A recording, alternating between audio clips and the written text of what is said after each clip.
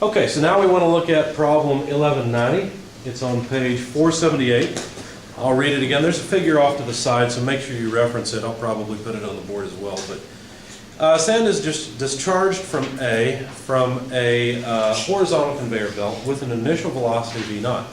Determine the range of values of v naught for which the sand will enter the vertical chute shown. All right, now this is not a problem where you just come up with an equation. You can get actual numbers for this. But you have to reference the figure and see the dimensions that are given. There's a problem number. I'll sketch it here quickly. C is here. There's a shorter wall here with B at the top. C and B reference points at the tops of the walls. The elevation difference between C and B is 1/2 meter. And let's see, the conveyor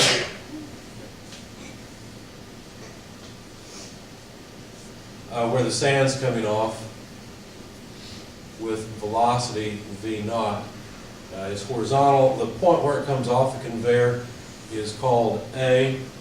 And some dimensions from A, looks like we've got a height down to C of 1.5 meters. And then the width between C and B is 1 meter. And finally from B over to A, looks like we have a distance of 3 meters. Okay, so the sand particles, as they leave the conveyor, they make a 0 angle with horizontal. Now you can look at this a couple different ways. If you took the coordinate to the right, you could say that it was a 180-degree angle. But as we've discussed, I would just say that this is a 0-degree angle because I would just take a coordinate off to the left and be done with it. Okay. Also, you might consider taking a, now let's just do that, X in this direction, and let's go ahead and take Y in this direction just to make our lives easy. You could say, well, that's not a right-handed coordinate system. Well, actually it is. Take X into Y, then your thumb points into the board and 0 would be into the board. So, all right. So we need the range of velocities for which the sand will actually go into the chute. We don't want to miss the chute. All right, so here's how we'll approach this problem. Basically, we know that when the sand leaves the conveyor, it'll start falling, right? Because then gravity will act on it, will pull it down, and will cause it to obtain a velocity in the negative y direction. But the x component of direction will be essentially unchanged because there's no force in the x direction to slow it down. Well, okay, technically there's air that's really going to slow it down some, but we're going to neglect that part. Okay? So how should we solve this? Well, as in the example problem I worked, problem 92, we need to relate what's going on in the x direction to what's going on in the y direction. The way I'll do that is as follows. Solution. The x direction of velocity is constant. And so what that tells me is that the change in x position will be the velocity in the x direction times time. However much time the particles spend before they reach B or C will essentially tell me how far they move in the x direction. And by the way, v naught x is simply v naught, isn't it? Because there's only velocity initially in the x direction. In the y direction, we know that the acceleration in the y direction is just negative g. And so I'd like to relate position to time because I've already related time to position in the x direction. So y equals y naught plus v naught in the y direction t plus 1/2 acceleration in the y direction t squared. And this is nice to set up because if I actually put my coordinate system on point A, so x is here and y is here, let me move v naught over a little bit. Then I would begin at an elevation of 0 with a velocity in the y direction of 0. And that simplifies this equation a bit so that y is simply negative 1/2 gt squared. All I did was I plugged in the fact that negative g is the acceleration in the y direction. Okay. Now, if I wanted to hit point B, I need to figure out the velocity required to hit point B. All right, well, how can I do that?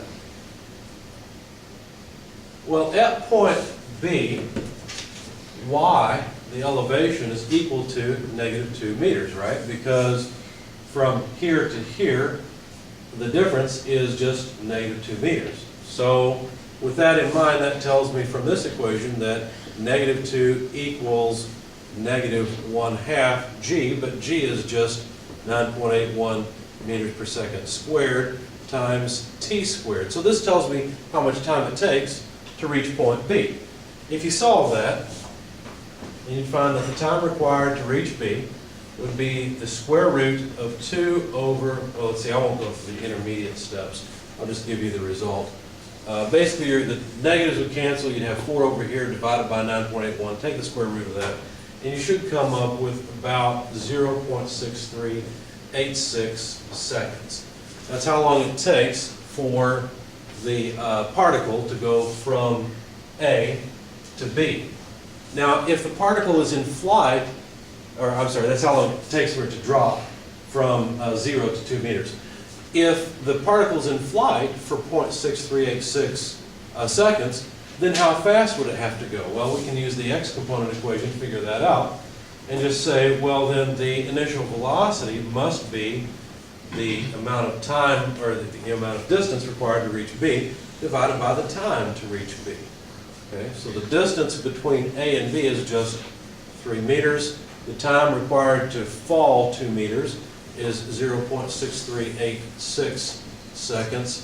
And so the velocity required is about 4.698 meters per second. So there's the answer for the first part. Now, would that be a maximum or a minimum velocity? What do you think?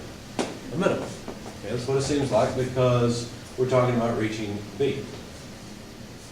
Okay. Now let's analyze reaching point C. Okay, so to reach point C, what happens to y? What is y sub c? It's the same. Well, actually it's higher, right? It's -1.5 because that point's a little higher. So this is -1.5 meters. So what does that tell us? Well, that tells us -1.5 equals -half, 9.81 meters per second squared, just like before, multiplied by the time required to reach c squared. Make sense? So all we're trying to do is say how much time does it take to fall from A to C. Okay? So if you solve for that time, then you find that the time required to reach C is, or to fall to C, is about 0.5530 seconds. Okay? Now, I wish I had more board space. I'd continue down, but I don't. So I'll have to go up to the top and continue from there.